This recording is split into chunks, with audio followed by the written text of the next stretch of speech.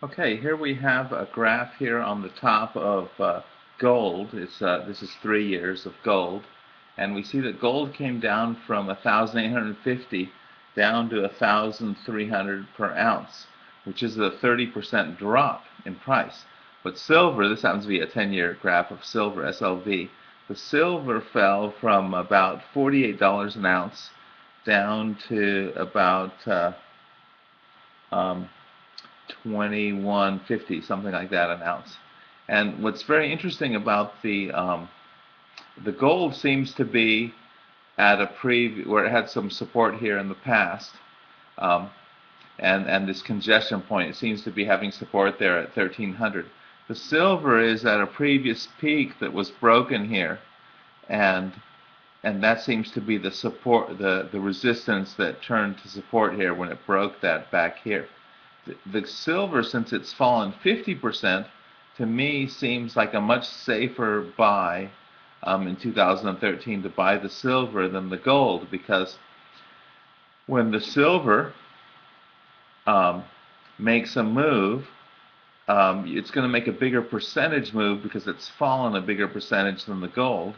And you can just, if you want to buy gold, you can just then sell the silver and buy the gold, and it would be like buying the gold today at $1,000 an ounce. So you're actually going to get more gold if you buy the silver first and wait for a rally and then sell it and buy the gold. So I think the silver is the place to be in 2013 over the gold.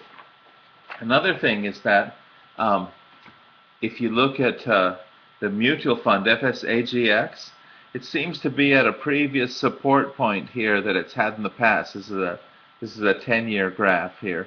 It's at the previous support it was at 23 that it bounced off of in the past.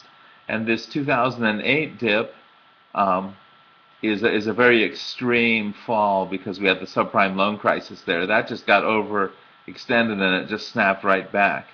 You can say that about these dips as well. So I think that FSAGX is a very good percentage play as well, because it dropped from 55 all the way down to 23.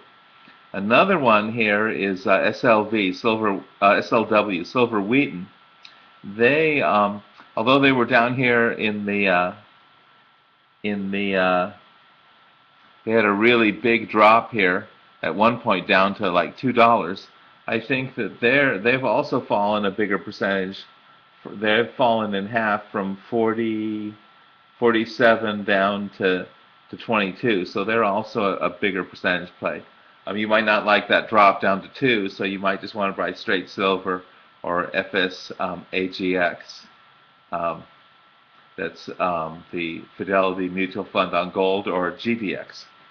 I think that those are better plays than buying gold at this time, because gold is going to make a smaller percentage play because it's dropped a smaller percentage. The other thing too is that a lot of people are saying, you don't want to catch a falling knife here.